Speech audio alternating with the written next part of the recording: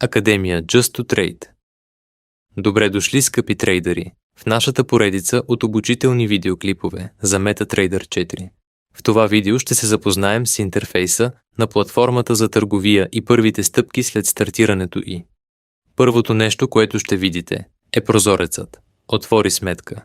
Списъкът може да включва различни сървъри за търговия и ние ще изберем нашата брокерска сметка Just to Trade, реална или демо. Кликнете върху напред. Тук можете да създадете нова реална или демо сметка или да се свържете с съществуваща.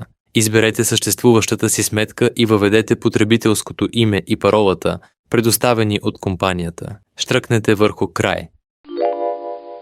Този звук показва, че връзката е установена. Иконата в долния десен ъгъл ще се промени и текущата скорост на връзката ще се покаже до нея.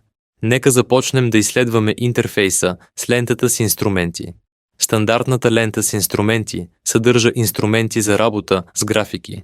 Ще ги разгледаме подробно в движение, но за сега нека разгледаме как да персонализирате тази лента с инструменти. В секцията Изглед, лента с инструменти, можете да премахнете някои инструменти, които в момента не са ви необходими, или да ги добавите, например периодичност. Периодичност е удобна за бързо превключване на режимите на графиката. Нека преминем към секцията Състояние на пазара. За по-лесна употреба можем да преоразмеряваме прозорците на програмата, като плъзгаме техните рамки, както е необходимо. В секцията Състояние на пазара добавяме и премахваме инструменти, с които искаме да работим.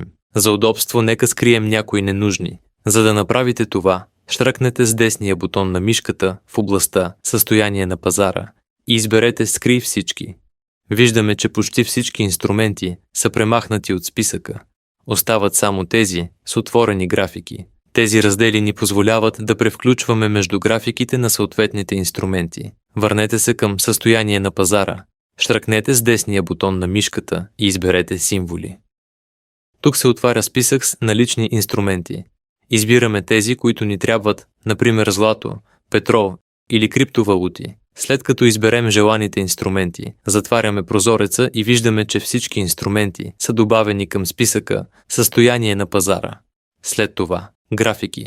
За да отворите графика за инструмента, от който се нуждаем, щръкнете с десния бутон върху него и изберете графика. Или в лентата с инструменти щръкнете върху първата икона с знак плюс. Създава нова графика. След това изберете желаната графика. Всяка нова графика, която се отваря, ще бъде отделен раздел. За да затворите графика, щръкнете с десния бутон върху раздела Затвори. И последният раздел е Прозорецът, терминал. Най-важният раздел е Търговия, който показва всички наши отворени поръчки. Разделът История на сметка съхранява историята на нашите сделки. Той съдържа също икономически новини и пощенска кутия, където ще получавате известия от Just to Trade, разработчика на софтуера, както и от други потребители. Пазар, полезни статии и раздели с техническа информация. Ще научим как да използваме информацията, показана в терминала, в следващите видеоклипове. Това беше въведение в интерфейса на MetaTrader 4. Ще продължим да изследваме неговата функционалност в бъдещи уроци.